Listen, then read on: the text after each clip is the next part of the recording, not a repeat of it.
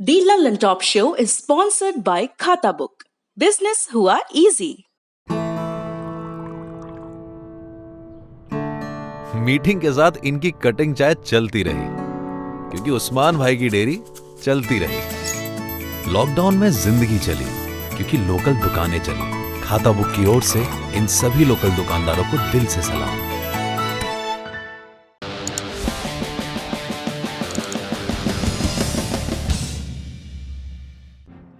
नमस्कार, सौरभ द्विवेदी नाम है हमारा और आप देखना शुरू कर चुके हैं दी लल्लन टॉप शो।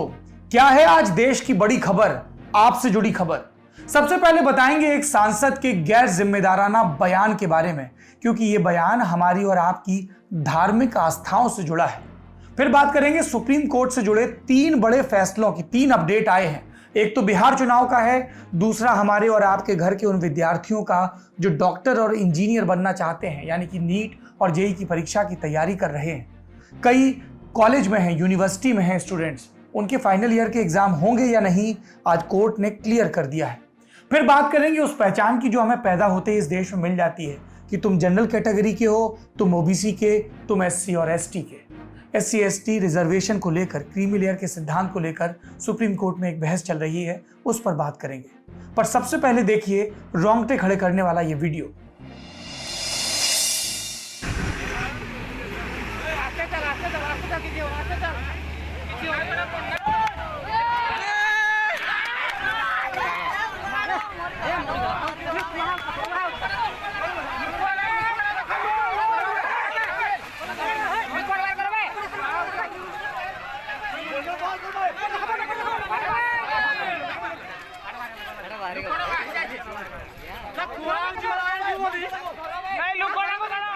एक पूरा का पूरा ट्रक अचानक डूबकर बह जाता है, ड्राइवर समेत कोई कुछ नहीं कर पाता।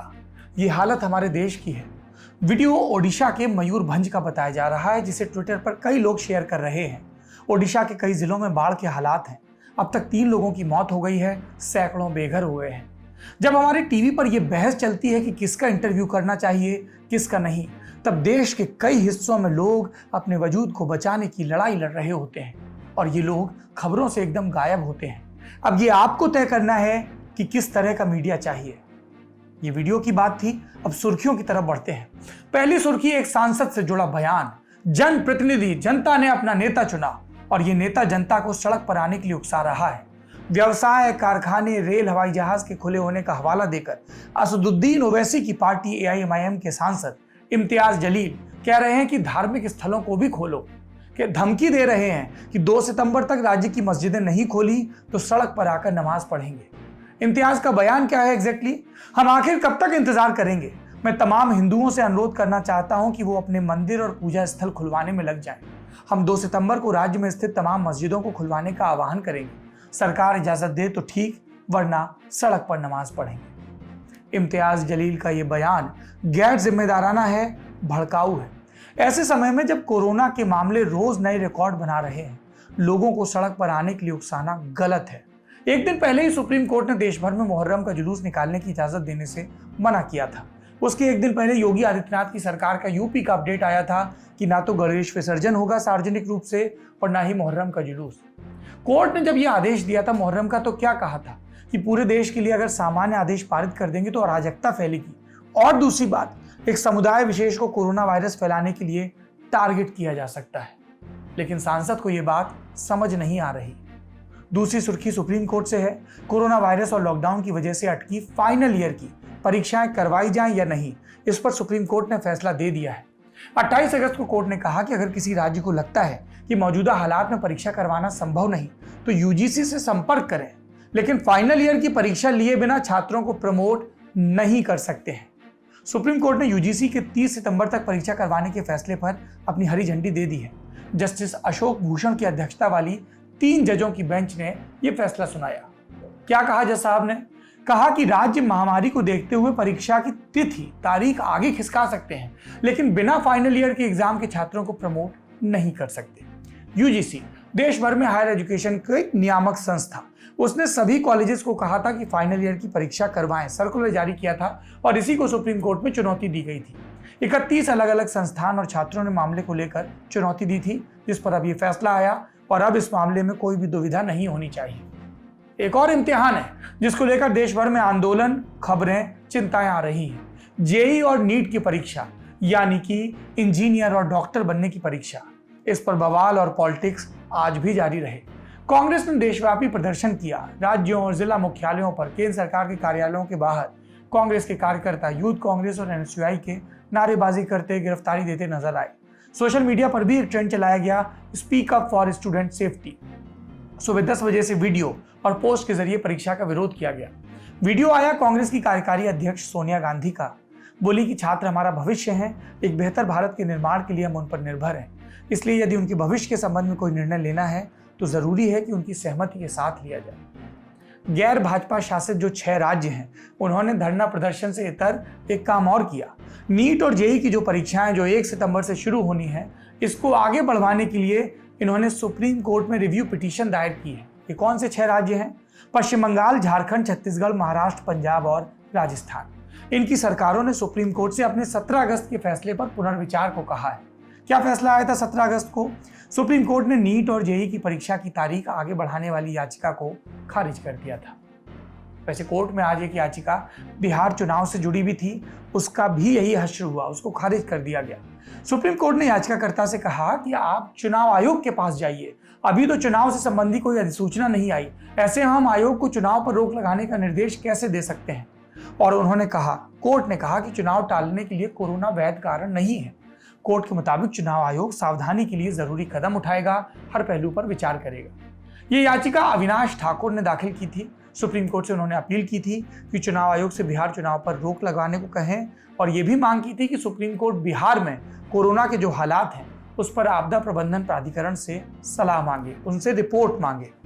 इसके अलावा मुख्य विपक्षी दल राजद, उसने भी रविवार को चुनाव टालने की अपनी मांग दोहराई और कहा कि अगर कोरोना के बीच चुनाव करवाए भी जाते हैं तो हर वोटर का बीमा होना चाहिए। ये थी सुर्खियां। अब बढ़ते हैं दिन की बड़ी खबर की तरफ। एक दिन में कोरोना संक्रमण के 77,000 नए मामले। शायद अब सुनकर वैसा डर न लगे जैसा मार्च और अप्रैल के महीने में था। कितना खौफ था जब देश में जनवरी के महीने में पहला कोरोना का केस आया। कुल 77,000 मामले होने में 3.5 महीने लगे थे। 15 मई को जाकर भारत में कोरोना के कुल मरीज 77,000 पर पहुंचे थे, और अब सिर्फ 24 घंटे में इतने नए मामले सामने आ जाते हैं। आप तब के बयान निकाल कर देखिए, सरकार कितने गर्व के साथ बताती थी कि यूरोप और अमेरिका को देखो, भारत को देखो, वहां 1 लाख केस होने में कितना वक्त लगा और यहां कितना लगा, और ये कहकर सवालों को खारिज किया जाता था। अब कुल मरीजों की गिनती तो जैसे सरकारों ने गिननी बंद कर दी है। और आप लोग, क्या आपके अंदर कोरोना का डर और बचाव, इसको लेकर गंभीरता बची है, या आपने भी कम कर दिया?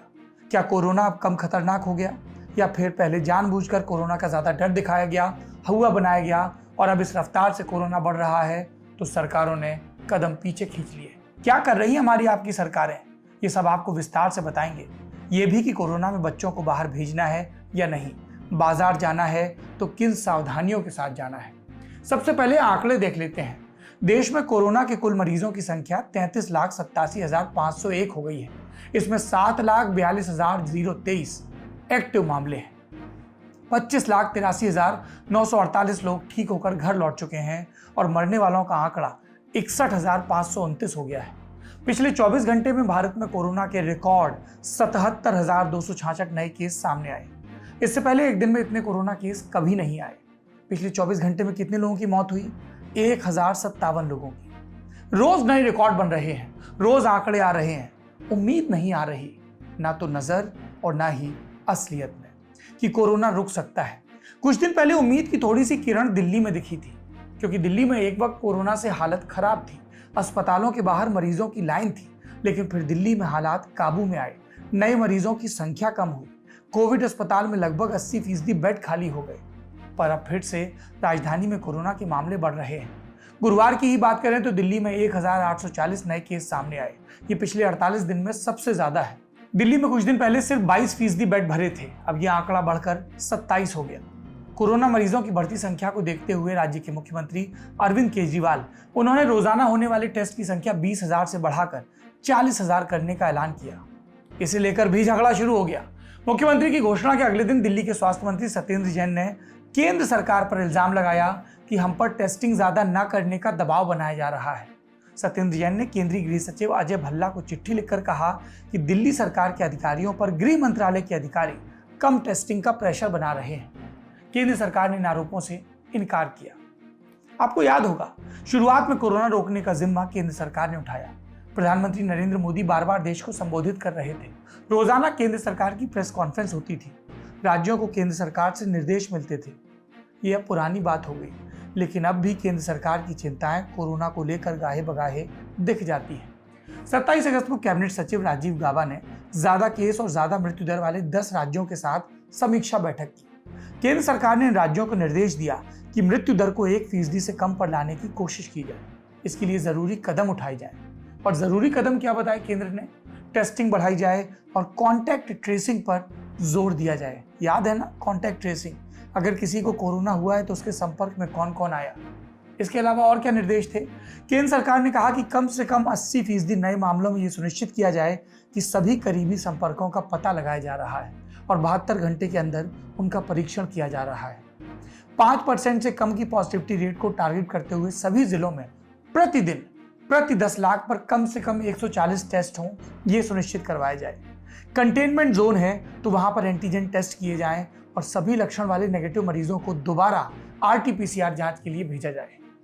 केंद्र की तरफ से औपचारिकताओं वाली ये बैठकें बीच बीच में होती हैं, निर्देश भी मिलते हैं, लेकिन कोरोना कितना रुक रहा है ये आंकड़े बताते हैं और आंकड़े रोज बढ़ रहे हैं और पता चल रहा है कि कोरोना संक्रमण अभी भी दूर की कौड़ी है। शुरू में हमने कोरोना लॉकडाउन से काबू में किया। लॉकडाउन के दौरान कोरोना की रफ्तार कम पड़ी, लेकिन देश में भयानक आर्थिक नुकसान हो रहा था, जो कोरोना आने से पहले भी हो रहा था। हालत खराब थी। कोड़ में खाज का काम किया कोविड ने। लेकिन लॉकडाउन वाला विचार अभी पुराना नहीं हुआ है। कई जगह कोर्ट लॉकडाउन के लिए कह रहा है। मसलन इलाहाबाद हाईकोर्ट ने यूपी सरकार को दोबारा पूरा लॉकडाउन लगाने का सुझाव दिया। और भी कई राज्यों में आंशिक लॉकडाउन लगाया जा रहा है, लेकिन सख्ती पहले जितनी नहीं है। तो क्या हम ये मान लें कि देश में बिना वैक्सीन के कम से कम कोरोना नहीं रुकेगा? हर्ड इम्यूनिटी की तरफ बढ़ रहे हैं क्या हम? क्या यही हमारी नियति है कि बहुतों को हो जाए और फिर बीमारी के विरोध में हमारे अंदर एक ताकत पैदा हो जाए, प्रतिरोधक क्षमता विकसित हो जाए? ये सवाल इसलिए आ रहा है कि जिस रफ्तार से कोरोना संक्रमितों की संख्या बढ़ रही है, उस रफ्तार से सड़कों पर भीड़ भी बढ़ रही है। हर्ड इम्यूनिटी यानी कि वो स्थिति जब आबादी का एक बड़ा हिस्सा संक्रमित हो जाए और फिर एक बार संक्रमित हो चुकी आबादी बीमारी से कुछ समय के लिए सुरक्षित हो जाए और महामारी के बढ़ने का खतरा टल जाए। माना जा रहा है कि कोरोना वायरस के मामले में हर्ड इम्यूनिटी के लिए 60 से 70% आबादी के संक्रमित होने की जरूरत है। एक्सपर्ट्स ने इसके बारे में विचार किया था और तब चिंता भी जाहिर की थी कि कोरोना से ठीक होने वाले लोग कितने दिन तक वायरस से सुरक्षित रहते हैं। इसको लेकर फिलहाल पर्याप्त डेटा मौजूद नहीं है। मतलब आपको एक बार कोरोना हुआ है तो आप हमेशा के लिए सुरक्षित हैं, ये सही नहीं है। अभी इसको लेकर जांच चल रही है। एक कोरोना के शुरुआती दौर में नाम आप बहुत सुनते थे एक डॉक्टर साहब का, डॉक्टर एंथनी फाउची। वो अमेरिका के महामारी विशेषज्ञ हैं। उन्होंने कहा है कि कोरोना महामारी खत्म करने के लिए अगर हर्ड इम्यूनिटी की कोशिश की गई तो बड़े पैमाने पर मौतें होंगी। उन्होंने कहा कि अगर हर कोई कोरोना से संक्रमित हो जाए और ऐसे लोगों का परसेंटेज काफी रहे जो बिना लक्षण के बीमार हो, तब भी बहुत ज्यादा हो सकता है मौतों का आंकड़ा। अभी देश में कोरोना के 33 लाख से ज्यादा मामले हैं। ये 1% से भी कम है देश की कुल आबादी के। यानी हर्ड इम्यूनिटी तक का रास्ता हमारे लिए बहुत लंबा और तकलीफदेह हो सकता है। अगर चीजें यूं ही चलती रहीं तो कोरोना के रोजाना आने वाले मामले बढ़ते जाएंगे, सिलसिला वैक्सीन आने तक चलता रहेगा। आप कहेंगे क्या कर सकते हैं? हम कहेंगे कि वैक्सीन के इंतजार के साथ साथ सावधानी बरत सकते हैं और सरकारें फिर से सतर्क हो सकती हैं। वैक्सीन का जिक्र हो रहा है, आपके मन में सवाल आता होगा कब आ जाएगी वैक्सीन? हमसे खूब लोग पूछते हैं। दुनिया भर में कोरोना वायरस की वैक्सीन को लेकर ट्रायल हो रहे हैं। इस बीच भारत में ऑक्सफोर्ड यूनिवर्सिटी के दूसरे तीसरे चरण का क्लिनिकल ट्रायल शुरू हो गया है। ये ट्रायल पुणे के भारतीय हॉस्पिटल में शुरू हुआ, जहां 2 लोगों को इसकी पहली डोज दी गई। हालांकि अभी किसी नतीजे पर पहुंचने में देर लगेगी। ऑक्सफोर्ड यूनिवर्सिटी के शोधकर्ताओं ने पिछले महीने घोषणा की थी कि ट्रायल में इस वैक्सीन से इम्यून रिस्पॉन्स डबल हुआ है और ये पूरी तरह सुरक्षित है, यानी कि ये अच्छी खबर है। लेकिन वैक्सीन वाली उम्मीद में एक डर छिपा है। जिन लोगों के शरीर में एंटीबॉडीज बनी है, कुछ वक्त के बाद वो बेअसर हो रही हैं। यानी किसी को कोरोना हुआ, वो उससे लड़ा, जीता, ठीक हुआ, एंटीबॉडीज रही, लेकिन कुछ महीनों के बाद वो एंटीबॉडीज काम नहीं कर रही। यानी ऐसे लोगों को दोबारा कोरोना हो सकता है। अभी हांगकांग में एक ऐसे व्यक्ति को कोरोना संक्रमण हुआ जो पहले ठीक हो चुका था, लेकिन 142 दिन के बाद उसमें दोबारा संक्रमण पाया गया। इस बात के सामने आने के बाद यह बहस तेज हो गई कि संक्रमित व्यक्ति के एक बार ठीक होने के बाद कितने दिन तक उसके अंदर एंटीबॉडीज रहती हैं, और एक सवाल भी कि क्या एक बार वैक्सीन लगने के बाद इंसान दोबारा कोरोना संक्रमित नहीं हो सकता। वैज्ञानिक इस सवाल के जवाब के लिए अभी जूझ रहे हैं। वैक्सीन भारत में तैयार होने में अभी कितने महीने और लगेंगे, इसका सिर्फ अनुमान है, अंदाजा है, और वैक्सीन आने के बाद लोगों तक पहुंचने में कितनी देर होगी, ये आप भारत के हेल्थ सिस्टम को देखते हुए अंदाजे से जान सकते हैं। कहीं वैक्सीन का हाल वैसा तो नहीं होगा जैसा दूसरी दवाओं का हुआ कि वो पहले प्रभावशाली और अमीर देशों को मिले, प्रभावशाली और अमीर लोगों को मिले, जो लोग सरकारी सिस्टम के भरोसे हैं उनका नंबर आखिर में आए। कोरोना के केस तेजी से बढ़ रहे हैं, लेकिन मरने वालों की दर यानी कि फैटिलिटी रेट में गिरावट हो रही है। ये एक स्तर पर तो संतोष की बात है कि कम लोग मर रहे हैं, पर दूसरे स्तर पर चेतावनी की बात है कि इस कम फैटिलिटी रेट को देखकर आप लापरवाह ना हो जाएं। भारत में फैटिलिटी रेट 2% से कम है। इसके अलावा 70% से ज़्यादा मामलों में मरीज पूरी तरह से ठीक भी हो गए। ये आंकड़े राहत देते हैं, लेकिन इसका मतलब ये नहीं कि हम बिना सावधानी के अपनी सामान्य जिंदगी में दाखिल हो जाएं। लोगों से मेल मुलाकात, त्योहारों वाला जश्न, भीड़ भाड़ भरे बाजारों में जाना, खरीदारी करना, ये सब शुरू कर दें। आपको लग रहा होगा पत्रकार हो, इतनी अथॉरिटी से कैसे बोल रहे हो, विद्वानों की सुन लीजिए, पर मानिए ज़रूर ये बात। हमारे स्वास्थ्य मंत्री डॉक्टर हर्षवर्धन ने ये कहा है कि वैक्सीन इस साल के आखिर तक आ जाएगा। ठीक है, आ जाएगा, लेकिन अभी अगस्त है, सितंबर है, अक्टूबर है, नवंबर है, दिसंबर है, तो जब तक वैक्सीन नहीं आएगा तब तक बहुत बड़ी तादाद में लोगों की मृत्यु हो जाएगी। अगर इसी रफ्तार से मृत्यु दर बढ़ती रही तो बहुत लंबी एक फहरिस्त हो जाएगी लोगों की, जिसमें लोगों की मृत्यु दर नोट हो जाएगी, बीमारी नोट हो जाएगी। और ये इसलिए हो रहा है कि हम मास्क नहीं लगा रहे हैं। तो दूसरा, जो दिल्ली में भी केसेस बढ़ रहे हैं कम होने के बाद, तो ये भी लापरवाही इसका एक कारण है। वैक्सीन आएगा, लेकिन वैक्सीन का फायदा कितने दिन में होगा, कितने दिन तक रहेगा, इससे पहले हमको कोरोना से बचना समझदारी होगी, हमारी बहुत ज्यादा ये परिचय होगा समझदारी का कि हम मास्क लगाएं और वैक्सीन से बचें। दुनिया की किसी रिसर्च में ये नहीं आया कि कोरोना वायरस कम खतरनाक हो गया। मौत का आंकड़ा हम रोजाना ललन टॉप शो में बताते हैं, इसलिए बचाव हमें अब भी रखना है और भविष्य में भी, जब तक कि कोई स्थायी समाधान ना आ जाए। अब बात करेंगे देश से जुड़े एक और जरूरी मसले की, रिजर्वेशन यानी कि आरक्षण की। बहुत ही इमोशनल मसला है ये। हर कोई इस पर अपना अपना पक्ष रखता है, राय रखता है, बहस करता है। किसी के लिए नौकरी पाने की उम्मीद है तो किसी के लिए ये नौकरी में बराबरी का मौका ना मिलने की वजह। जो विरोध करते हैं उनके अपने तर्क, जो समर्थन करते हैं उनके अपने। ऐसे में सवाल ये पूछा जाना चाहिए सबसे पहले कि देश में संविधान की व्यवस्था क्यों की गई, और संविधान में इस चीज़ की व्यवस्था क्यों की गई। संविधान की व्यवस्था की गई ताकि हमारा देश, हमारा राज्य ठीक से चले। और संविधान में आरक्षण की व्यवस्था क्यों की गई, SC ST के आरक्षण की, क्योंकि ये संविधान में वर्णित है। इस सोच के साथ कि जिन समुदायों के साथ ऐतिहासिक रूप से भेदभाव हुआ, उनके पास ज़मीनें नहीं हैं, उनके साथ छुआछूत हो रहा है, उनको उतनी सुविधाएं नहीं हैं, शिक्षा में उनका हक नहीं है, वो आज़ाद भारत में बराबर कैसे आए, इसके लिए उन्हें सरकार की तरफ से मदद मिले। और इसी सोच के साथ एक टाइम पीरियड के लिए, एक तय समय सीमा के लिए आरक्षण की व्यवस्था लागू की गई। पर क्या जिस मकसद से आरक्षण लागू किया गया वो पूरा हुआ? अगर हो जाता तो अभी इतनी गर्मागर्म बहस नहीं होती। इसके बाद OBC आरक्षण आया 90 के दशक में, और फिर आया सुप्रीम कोर्ट की तरफ से क्रीमी लेयर का सिद्धांत, ताकि आरक्षण का लाभ जो सही लोग हैं उनको टारगेटेड तरीके से दिया जा सके। ऐसा ना हो कि पिछड़ी जातियों में ऐसे समूह बन जाएं जो आगे बढ़ जाएं और आरक्षण को पीढ़ी दर पीढ़ी हथियाते रहें या उसका इस्तेमाल करते रहें। और यहीं से ये बहस शुरू हुई कि क्या SC ST में भी क्रीमी लेयर होना चाहिए, क्या SC ST में भी कुछ समूहों की प्रगति का हवाला देकर वहाँ पर क्रीमी लेयर का दावा किया जा सकता है। क्या SC ST में भी क्रीमी लेयर होने से SC ST का ही नुकसान हो रहा है, क्योंकि जो असली ज़रूरतमंद हैं उनको आरक्षण का लाभ नहीं मिल रहा। ये बहस सुप्रीम कोर्ट की एक टिप्पणी से फिर से शुरू हो गई है। गुरुवार के दिन सुप्रीम कोर्ट में जस्टिस अरुण मिश्र की अध्यक्षता वाली बेंच ने कहा कि SC वर्ग में शामिल सभी जातियों के कल्याण के लिए आरक्षण है, लेकिन कुछ जातियों को ज़्यादा फायदा मिल रहा है, वो क्रीमी लेयर में शामिल हो गई हैं, इसलिए गैर बराबरी हो रही है। ये ऐसा है कि एक ग्रुप में फलों की पूरी टोकरी दूसरों की कीमत पर सिर्फ ताकतवरों को नहीं दी जा सकती। यानी सुप्रीम कोर्ट ने यह माना कि SC ST में भी कुछ ही जातियों को आरक्षण का ज्यादा लाभ मिल रहा है और कई जातियां आरक्षण ऑन पेपर होने के बावजूद वंचित हैं इससे, क्योंकि वो कंपीट नहीं कर पा रही हैं। इसलिए 5 जजों वाली बेंच ने चीफ जस्टिस के पास 7 जजों की संवैधानिक पीठ बनाने का प्रस्ताव भेजा है। ये पीठ इस मामले पर विचार करेगी कि क्या SC ST कोटे के भीतर भी कोटा बनाया जाए ताकि वंचितों को उनका लाभ मिले, या फिर जिस तरह से OBC में ऊपरी तबके को क्रीमी लेयर में रखकर आरक्षण से दूर रखा जाता है वैसा ही SC ST में भी किया जाए। ये डिबेट कैसे शुरू हुई, कितनी पुरानी है, ये जान लीजिए। कई राज्यों ने ये माना है कि उनके यहाँ SC ST आरक्षण का फायदा कई जातियों को नहीं मिल रहा और इसके बाद उन राज्यों ने वंचित जातियों के लिए SC ST आरक्षण में ही अलग आरक्षण की व्यवस्था की। महादलित की बात कही गई, महाआदिवासी की बात कही गई। जैसे आंध्र प्रदेश का उदाहरण लेते हैं।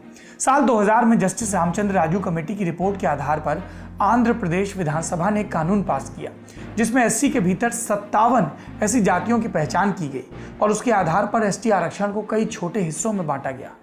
लेकिन इस फैसले को कोर्ट में चुनौती दी गई और कोर्ट का एक बड़ा ऐतिहासिक फैसला आया जिसे अब तक नजीर की तरह, उदाहरण की तरह पेश किया जाता है। सुप्रीम कोर्ट के 5 जजों वाली बेंच ने 2005 में यह फैसला दिया, सजातीय समूह वाला। इस फैसले में एक बात और थी, SC ST वर्ग में कौन सी जातियां शामिल हो सकती हैं इसका फैसला राज्य नहीं कर सकते। यह अधिकार संविधान के हिसाब से सिर्फ केंद्र के पास है। संविधान ये तो कहता है कि बराबरी के लिए SC और ST के लिए खास प्रावधान हो, लेकिन ये नहीं कहता कि SC ST में कौन सी जातियां आनी चाहिए। ये केंद्र सरकार के जिम्मे छोड़ दिया गया है। संविधान का अनुच्छेद 341 कहता है कि राष्ट्रपति राज्यों या केंद्र शासित प्रदेशों के हिसाब से नोटिफिकेशन जारी कर सकते हैं कि कौन कौन सी जातियां SC में आए और कौन सी ST में। राष्ट्रपति के जारी नोटिफिकेशन में किसी जाति का नाम हटाने या जोड़ने के लिए संसद कानून पास कर सकती है। एक बात और, SC ST में उन जातियों को आरक्षण है जो जातिवाद की शिकार रही हैं, जिनके साथ छुआछूत हुआ था, भेदभाव हुआ था। इसलिए कौन सी जाति आर्थिक रूप से कमजोर है ये आरक्षण का आधार नहीं बनाया जा सकता। 2005 वाले फैसले में सुप्रीम कोर्ट ने यह बात साफ की और ये बहुत महत्वपूर्ण है कि आर्थिक रूप से पिछड़ेपन के आधार पर किसी को SC ST में शामिल नहीं किया जा सकता। सामाजिक और ऐतिहासिक वजहें भी होनी चाहिए। इसके बाद अगले साल यानी कि 2006 में पंजाब सरकार ने पंजाब में मजहबी सिख और वाल्मीकि समुदाय को आरक्षण में प्राथमिकता देने का कानून बनाया। इसे भी पंजाब और हरियाणा हाईकोर्ट में चुनौती दी गई। हाईकोर्ट ने कानून को असंवैधानिक माना और फिर यह केस सुप्रीम कोर्ट में आया, जिस पर कल सुनवाई हुई थी। अब चूंकि सुप्रीम कोर्ट ने 2005 में ही कह दिया था कि SC ST आरक्षण में जाति के आधार पर और कैटेगरी नहीं हो सकती, इसलिए इस फैसले पर फिर से विचार करने के लिए मामला लार्जर बेंच यानी कि 7 जजों की बेंच को भेजा गया कि 5 जज साहबों ने तय किया था, अब इसको रखना है या पलटना है ये 7 जज साहबों की बेंच तय करेगी। SC ST आरक्षण को लगभग 70 साल हो चुके हैं, इसलिए ये रिव्यू करना जरूरी है कि क्या हर समुदाय को इसका फायदा मिल रहा है, क्या इस व्यवस्था से समाज में हम बराबरी ला पा रहे हैं, तभी आरक्षण की सार्थकता साबित होगी। इस मामले में जो भी अपडेट आएंगे हम आपको देते रहेंगे। आज के ललन टॉप शो में इतना ही। अपना और अपनों का ख्याल रखिए। चलते चलते सुनिए डॉक्टर स्मृति त्रिपाठी को, जो कि मध्य प्रदेश के डॉक्टर हरि सिंह गौर यूनिवर्सिटी यानी कि सागर यूनिवर्सिटी के डिपार्टमेंट ऑफ म्यूजिक में है। उन्होंने ये नज्म गाई है, आप इसको सुनिए। और यदि आप भी गायक हैं या तानसेन नहीं हैं और कानसेन अच्छा सुनना पसंद करते हैं तो इंस्टाग्राम पर जाइए, हमारी नई पहल है लटक, ये कलाकारों का मंच है, उसके बारे में जानिए। अगर आप भी अपनी कलाकारी दिखाना चाहते हैं तो हमसे जुड़िए। शुक्रिया, शुभ रात्रि।